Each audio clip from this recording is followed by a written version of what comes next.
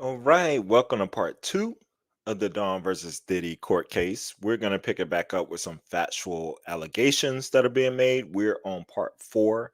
We just covered some sexual harassment and abuse of the group, witnessing Diddy's abuse for the first time with other women and stuff with Kim and stuff there, and then intimidation on Cassie, and also the allegations of money um, being owed and not being paid to Dawn. So in part four, we're picking it back up with Diddy and Dirty Money. So let me go ahead and share this as we read through. All right. Miss Richard experiences Mr. Combs' gender based physical violence, criminal acts, sexual assault, threats, and intimidation. By approximately the fall of 2009, many of Miss Richards' compositions had been recorded by other Bad Boy Records artists, in which this is something we knew that some of her, or have heard, we heard this at the time, that a lot of her projects were being pinned off on other people. So, due to the success of her compositions, Miss Richard was invited to meet with musical artist Kalina Harper. Miss Harper had, and shortly thereafter, Mr. Combs, Miss Richard, and Miss Harper formed a new group, Diddy Dirty Money. I forgot all about Diddy Dirty Money into this case, y'all. But initial recording for Diddy Dirty Money's album, Last Train to Paris, took place in Mr. Combs' home on Duhaney Drive, or Duhaney, I don't know which way to say it, in Los Angeles, California. On the first day of recording, Miss Richard and Miss Harper arrived at Mr. Combs' home and waited in the kitchen, where Mr. Combs' girlfriend, Miss Ventura, was frying eggs for him. Miss Richard observed Mr. Combs come down the stairs, looking high on drugs, enters the kitchen, approaches Miss Ventura, and screams, "I've been asking you for my shit. I can't stand you, bitch. You never do it right." Mr. Combs pushed Miss Ventura against the wall and choked her, then picked up the scalding hot pan of eggs and threw it at her, causing her to fall to the ground in a fetal position. Cursing and screaming, Mr. Combs dragged Miss Ventura up the stairs. Frozen in shock and terror, Miss Richard heard glass shattering, crashing, and banging noises as Mr. Combs dragged Miss Ventura up the stairs. Miss Ventura wanted to intervene. Miss Richard wanted to intervene and help Miss Ventura, but Miss Harper adamantly refused to interfere in Mr. Combs' relationship and physically led Miss Richard out of the residence. Terrified and shaken, Miss Richard returned to her hotel, where she was unable to sleep due to worrying about Miss Ventura and her own safety. The following day, Miss Richard received a call demanding that she return to Mr. Combs' residence to continue recording. Mr. Combs brought Miss Richard and Miss Harper into the recording room at his studio, locked the door, dimmed the lights, and gave each of them flowers. Mr. Combs went on at length, stating, "This is normal. This was just a lover's argument where no one was hurt. This is what love is." Oof. "I'm giving you an opportunity. If you want to make it, you will shut your mouth. If you say anything, there will be consequences." Mr. Combs further warned that people end up missing, being threatened while locked for over 20 minutes in a small enclosed space with Mr. Combs after observing Mr. Combs violently assault Miss Ventura the day before. Miss Richard was terrified and genuinely believed that Mr. Combs would follow through on his threats.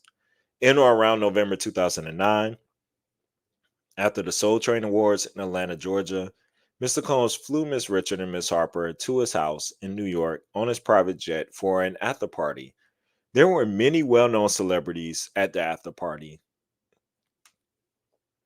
excuse me, and copious amounts of illegal drugs were being openly consumed. Upon the information and belief, Mr. Combs had arranged for dozens of young women and girls, some of whom appeared to be underage, to be transported to the party. The women arrived wearing little to no clothing and were given drugs and alcohol. Many of them appeared lethargic or passed out. This is hard to read. while Mr. Combs and his guests performed sexual acts on them. Miss Richard believed that her presence at the party was a test to see whether Mr. Combs could trust her. Should have said trigger warning coming up here, y'all. I didn't know all this was about to come up. Mr. Combs repeatedly said things like, "This is a buffet. Enjoy yourselves. This is what we do. This is how we party." Miss Richard felt shocked and horrified at the sight of Mr. Combs and his guests violating incapacitated women, young women, and implored Mr. Combs' personal assistant, Capricorn Clark, to allow her to leave. Miss Clark insisted that Mr. Richard wait 15 minutes for Miss Clark to make it make sense. That is to make Miss Richard exit less conspicuous so that Mr. Combs would not notice that she had left. Knowing that she was not free to leave and had to wait for Miss Clark to help her orchestrate her departure, Miss Richard experienced feelings of panic and being trapped against her will. Mr. Combs regularly placed Miss Richard in similar situations with no means to escape at Mr. Combs' drug-fueled parties. His guests, including Miss Richard, were required to surrender their phones upon entry. Mr. Combs kept the doors locked and guarded by security personnel, making it impossible for Miss Richard to leave without alerting Mr. Combs that she had done so. Mr. Combs hired police officers to attend his parties, sending a clear message to his guests that his influence extended to law enforcement officers and creating a climate of fear and attack. Excuse me. Warning that reporting him to authorities would be both unacceptable and futile. Now, this is consistent with other cases as well. Um, with extending towards law enforcement and how Diddy apparently had like the law enforcement under his thumb.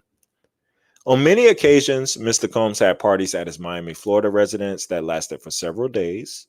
At one of the parties, Ms. Richard witnessed Mr. Combs openly stating that he had arranged for busloads of young exotic girls, such as mixed black and Asian, Indonesian, and albino. Once again, Ms. Richard observed inebriated.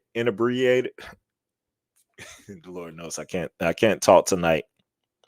Inebriated young girls being sexually violated by Mr. Combs and his guests. In a state of panic and terror, Miss Richard fled to the bedroom Mr. Combs had insisted she stay in and barricaded the door shut with the furniture. It's a lot. This is a whole lot, but it's consistent with some of it. Making some of these other stories a lot more believable because it's very consistent. Mr. Combs openly assaulted Miss Ventura in front of Miss Richard and the other witnesses on multiple occasions. On one occasion, in or around the fall of 2009, Diddy Dirty Money was in New York preparing to perform at a festival inside the vehicle. Mr. Combs grabbed Miss Ventura's neck, pulled her out of the van on the grass, and pinned her head down, choking her while yelling, "You gonna get effed up today." This incident took place in the backstage area just outside the festival and was entirely visible to passerbys, anybody passing by. In another instance, in or around early 2010, Mr. Combs punched Miss Ventura in the face in the bathroom of a party in Los Angeles. Frequently, when Miss Ventura attempted to voice an opinion or stand up, Mr. Combs, he would strike her or wrap his hands around her throat and choke her.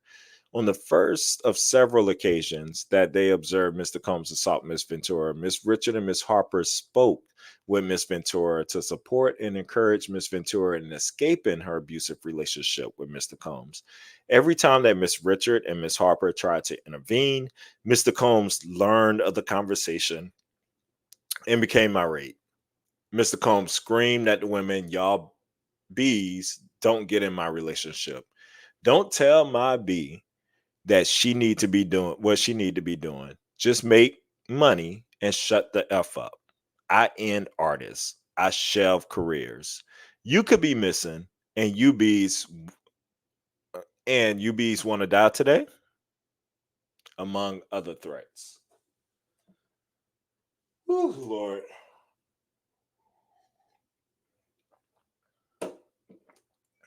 Mm-mm-mm.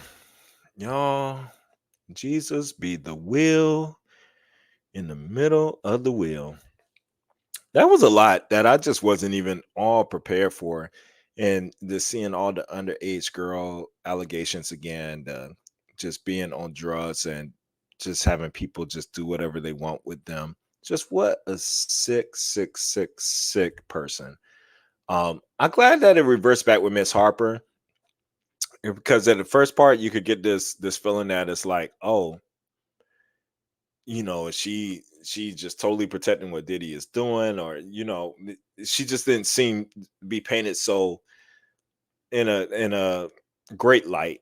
But what I gather, to see that the women were talking with Cassie allegedly behind the scenes and trying to get her to leave, she was kind of just looking more out for Dawn and herself in that situation, and just being intimidated and scared of Diddy and what he might could do. So we need to behave a certain way in front of him and then move differently behind him and try to rectify these situations.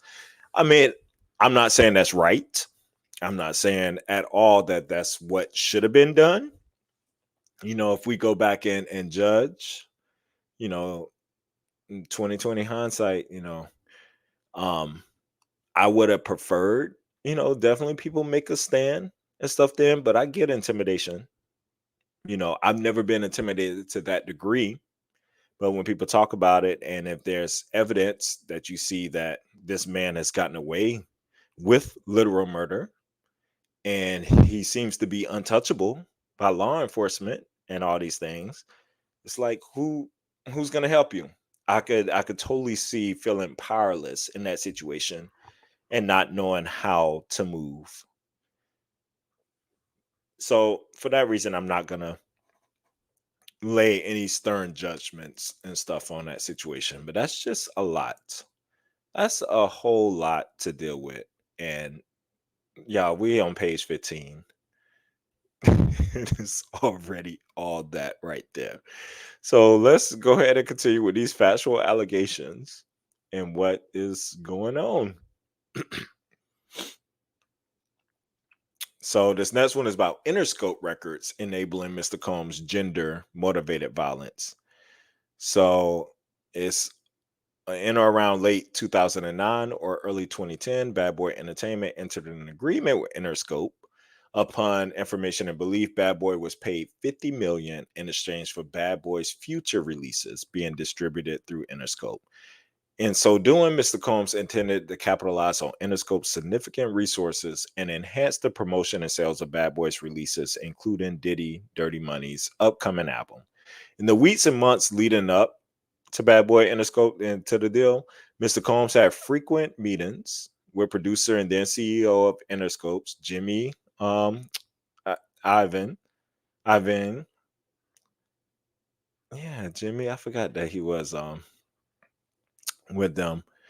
On one such occasion, Combs hosted a dinner at a West Hollywood, California restaurant, which Miss Richard and Miss Harper were required to attend. Among the guests at the dinner were celebrities like Neo and Usher, as well as Mr. Avine. And at the dinner, Mr. Combs and Miss Ventura had an argument in front of the dinner guests. Mr. Combs hissed at Miss Ventura in a screaming whisper and forcefully punched her in the stomach, causing her to double over in visible pain, crying. Miss Clark escorted Miss Ventura out of the restaurant, and Mr. Combs remained and continued socializing with dinner's guests. At this point, Interscope Records clearly had actual knowledge that Combs was dangerous around females and that Combs was willing to brazenly batter a female in public.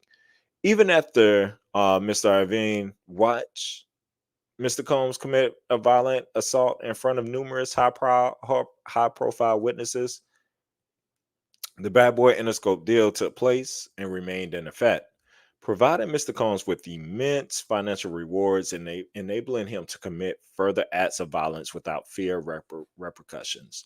Watching Mr. Combs openly assault Miss Ventura in front of everyone there and very in front of all these folks and observing the other powerful music industry representatives were complicit in Mr. Combs' behavior, amplified Miss Richards' fears that Mr. Combs could one day harm her and that his actions would be accepted and normalized by everyone surrounding them. As part of the agreement between Bad Boy and Interscope, Interscope heavily promoted Diddy Dirty Money, Last Train to Paris album, and presented Mr. Combs with the demo of Coming Home for him to produce, a song that would become a multi-platinum hit. They say Jimmy was encouraging Mr. Combs to develop a new sound for the album, in which Interscope was investing significant resources. Miss Richard, Miss Harper, and Miss Ventura all provided vocal performances for this project. Released November 2010, the album Last Train to Paris became Diddy Dirty Money's most commercially successful project, providing vast financial rewards to both Interscope and Mr. Combs. Now was this the part I need to look up? Because I know that there was chatter and stuff out there that people were coming out and saying like they did not witness what all the things Dawn was saying. Let's see who came out recently. Singer denies witnessing Sean Diddy Combs abusing Cassie despite Don Richards claiming otherwise. See which singer was this? Um Miss Harper. So Kalina Harper. So that's one that she's saying she did not witness. She says, while I fully respect Dawn's right to recount her experiences, I want to emphasize that her account reflects her personal perspective and should not be interpreted as a universal truth applicable to everyone involved. So she definitely distanced herself there. She definitely just now name dropped Jimmy and Neo and Usher and all these things here.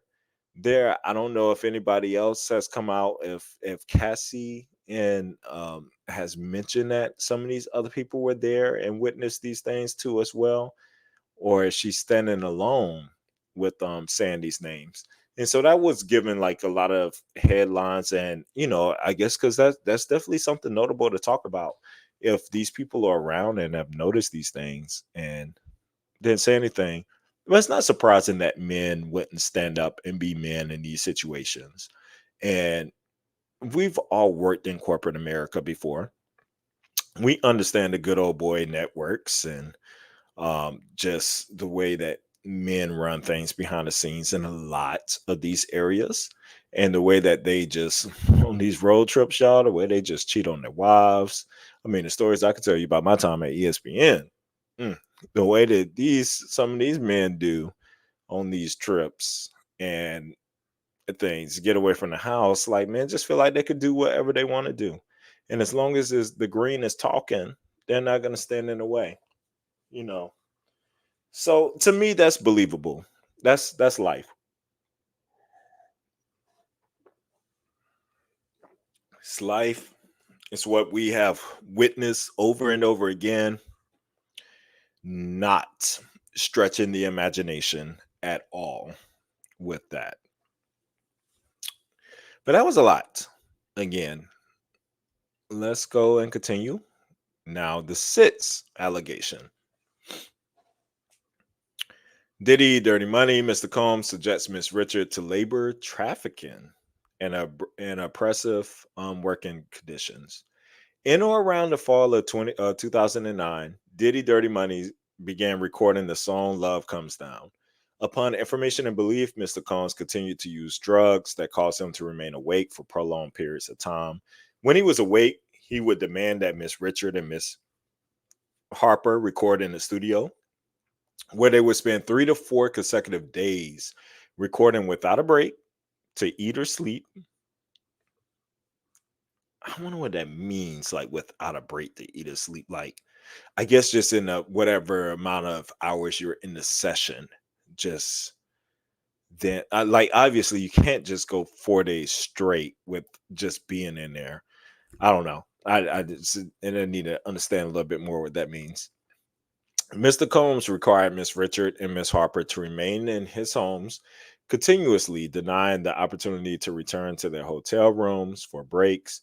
The degree of control Mr. Combs exercised over Miss Richard's daily life and basic needs is exacerbated the significant power imbalance and threatening atmosphere that ensured Miss Richards' compliance with his demands.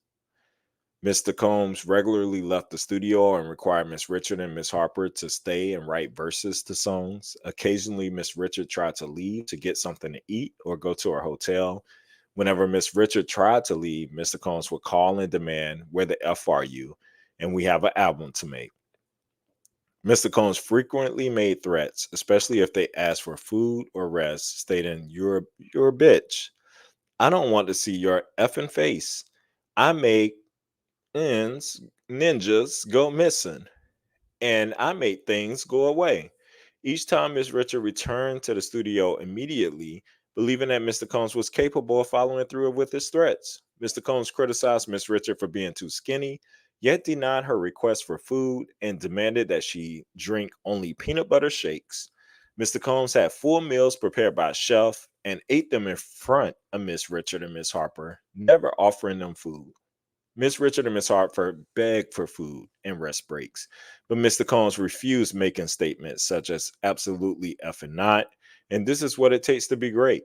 Mr. Combs' responses underscored the threat he posed and heightened Miss Richard's concern for her safety and well being. As Miss Richard continued to work nonstop, transitioning between the studio rehearsals, workouts, and back to the studio, she became severely dehydrated and experienced chronic stomach cramping from being undernourished and excessively thin. On the numerous occasions that she told Mr. Combs that she was not feeling well, he called her lazy and dismissed her health concerns, instilling in her further apprehension of communicating her needs. In or around the summer of 2010, Miss Richard experienced abdominal pain, swollen glands, and a fever. She was hospitalized and diagnosed with, I don't know what that is, arthralgia, joint pain. Sound like some arthritis almost. Um, Joint pain due to overuse, sprains, tendonitis, and infection, anemia, and low white blood cell count. Miss Richard presented Mr. Combs with her medical records specifying that she needed to emphasize eating well, being adequately hydrated, and getting adequate rest. But Mr. Combs ordered her to report to the studio the next day for another multi day recording session. Mr. Combs' blatant disregard for her health and well being cemented Miss Richards' fears of his authority and control over her career and health. Miss Richard continued to witness Mr. Combs' abuse towards Miss Ventura. Miss Ventura often wore sunglasses and makeup in an attempt to hide visible injuries. These incidents further solidified Miss Richards' fear of Mr. Combs, as they were constant reminders of the physical dangers she potentially could and eventually would face. Mr. Combs often exhibited uncontrollable anger during recording sessions, throwing objects like albums, laptops, and food against the wall or at individuals. Mr. Combs frequently flew into frenzied, unpredictable rages. Miss Richard feared making any misstep that could direct this anger towards her. However, her fears went beyond her immediate physical safety because she had witnessed Mr. Combs' violent nature, a side of Mr. Combs that the world had not yet seen. She feared that falling out of Mr. Combs' good graces or worse, standing up to him or speaking out against him could result in serious harm to her. Miss Richard frequently thought about Mr. Combs' threat about making people go missing and feared taking any action that could label her as a target. Despite Mr. Combs' violence, threats, and misogyny, Diddy Dirty Money experienced significant sales of records, selling 2 million copies of one single, 500,000 of another in the US, and in Australia, 5 million single copies. Miss Richards' unpaid wages and royalties are estimated at 1.2 million.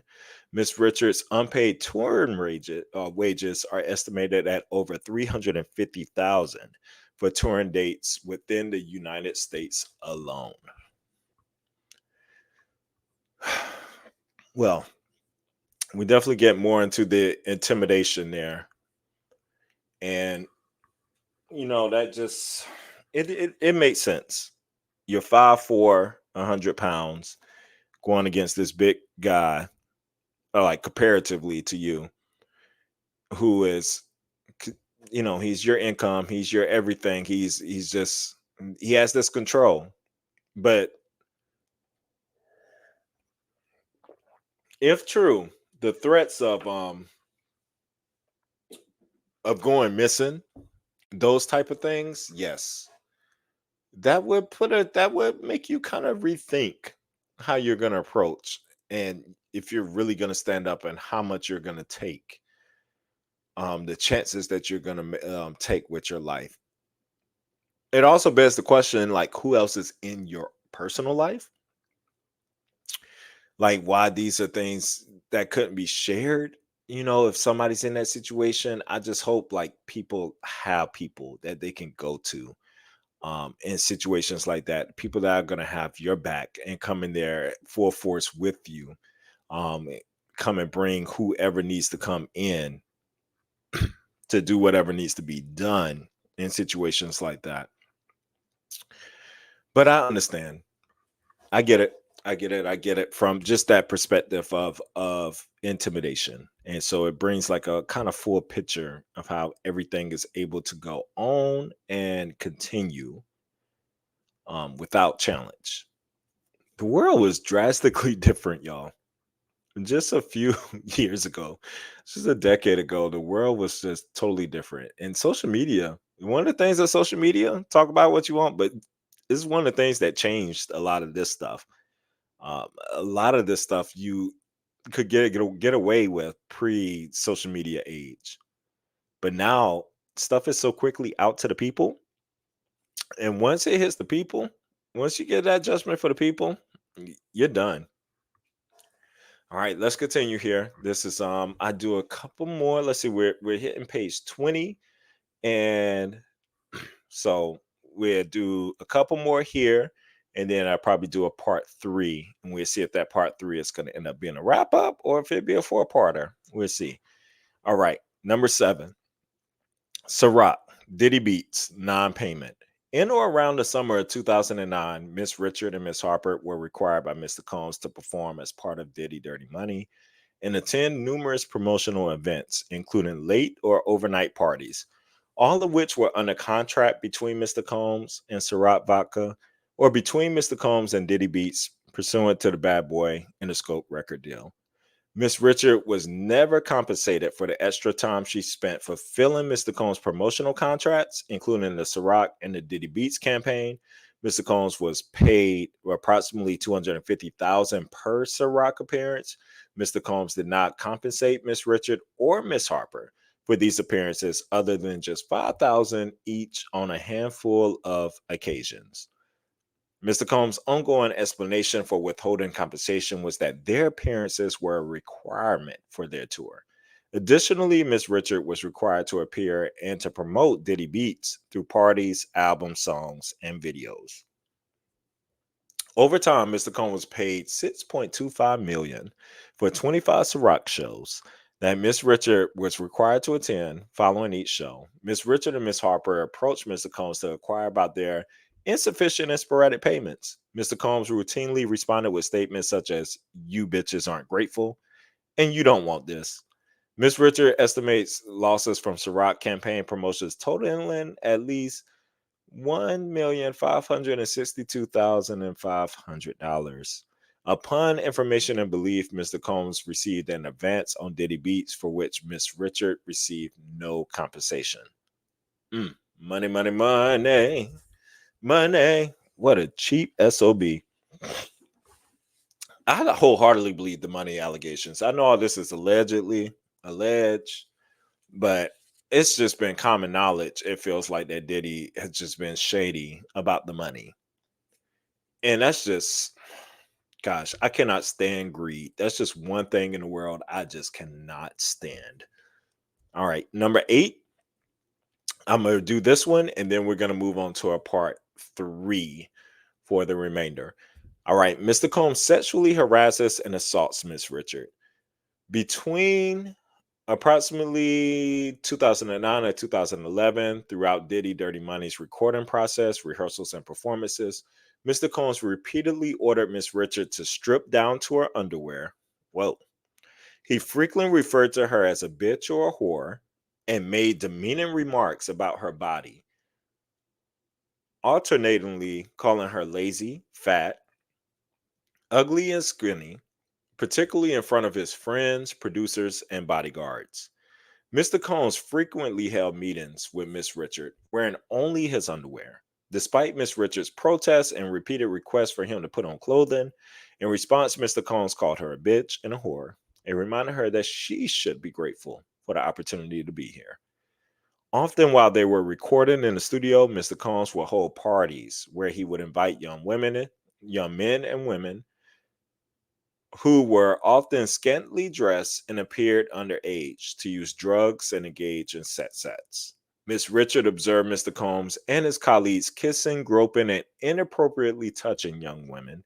Upon information and belief, the participants often left the immediate area to have sex and returned shortly thereafter. On numerous occasions between approximately 2009 and 2011, under the guise of preparing for performances, Mr. Combs would intrude into Miss Richards' changing room at Daddy's house, unannounced while Miss Richard was undressed. Even though a female stylist was present and assisting Miss Richard with her wardrobe, Mr. Combs would grope Miss Richard's body, including her bare buttocks and her chest area near her breasts, with no legitimate purpose. And without Miss Richard's consent, Mr. Combs caressed her buttocks to show the stylist where he wanted her high waisted panties positioned and attempted to touch her breasts, claiming to show the stylist where he wanted her bra straps to go. All right, that's just all that is just weird. What a weirdo. When Mr. Combs would enter the changing room, Miss Richard would cover her chest with her hands to prevent Mr. Combs from seeing or touching her breasts. When Mr. Combs would touch her body, Miss Richard would attempt to swat his hands away and state, "Don't touch me." Mr. Combs frequently smacked Miss Richards' bare buttocks and often commented on her body, noting that although she was too skinny, she had an ass. Ignoring her visible and communicated discomfort, Mr. Combs persisted and continued to intrude when Miss Richards was in the dressing room, continued to touch her buttocks and breast area under the guise of showing the stylist what to do, and continued to smack her buttocks without her consent. Oh, excuse me. In or around October 2010, Diddy Dirty Money performed in Glasgow, Scotland, where Mr. Combs engaged in overt sexual advances towards Miss Richard. On numerous occasions when Miss Richard exited the dressing room fully styled, Mr. Combs looked at her approvingly and smacked her buttocks and making comments such as, "You're looking good." "Okay, Dawn, okay. I see what that is," in a flirtatious tone. Each time Miss Richard moved away and asked him not to touch her, but Mr. Combs disregarded her protests. On the last night in Glasgow, Miss Richard witnessed Mr. Combs and several other males game banging Mr. Combs' female assistant at the hotel pool. Why are these guys like in a frat house still? What is going on? Miss Richard immediately left and went to her hotel room. On their flight back to the United States the next day, Miss Richard asked Mr. Combs where his assistant was. Mr. Combs replied, "I don't give a F where that bitch is." Miss Richard later learned that Mr. Combs had taken his assistant's passport with him to the United States, leaving the assistant stranded in the United Kingdom. Wow. In Glasgow, Miss Harper confided in Miss Richard that her husband and manager, Tony Vick, Mr. Vick, was abusive. Oh, wow. Miss Harper was going through this abuse with her own husband. After this, and especially, excuse me, after an especially severe assault, she confided in Miss Richard that she wanted to leave Mr. Vick, and Miss Richard helped her to plan her exit from the relationship. However, Mr. Harper and Mr. Vick reconcile, and both Mr. Combs and Mr. Vick, who had a close relationship, makes sense, learned of Miss Richards' role in helping Miss Harper. Both Mr. Combs and Mr. Vick became noticeably distrustful of Miss Richard, which exacerbated her fears of harm and reprisal. When Mr. Combs would require his Diddy Dirty Money bandmates to stay at his residence in Miami, Miss Richards would barricade herself inside her room at night, placing heavy furniture against the door because she feared being harmed in her sleep. In or around late December 2010, Miss Richard, Miss Harper, and Miss Ventura were in Mr. Combs' Los Angeles home. When Mr. Combs stated, "I want to gift you fake titties for Christmas," Mr. Combs reached out and cupped Miss Richards' breasts without her permission and stated, "You're an A. I'm thinking a D." Miss Richard recoiled in shock and left the room.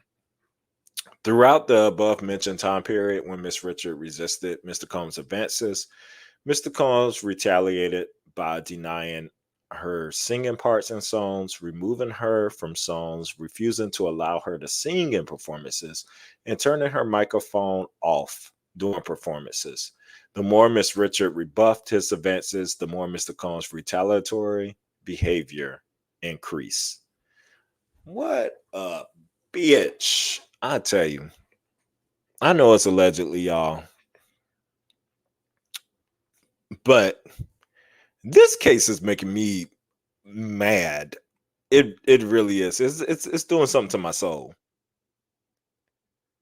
It's doing something to my soul. Like,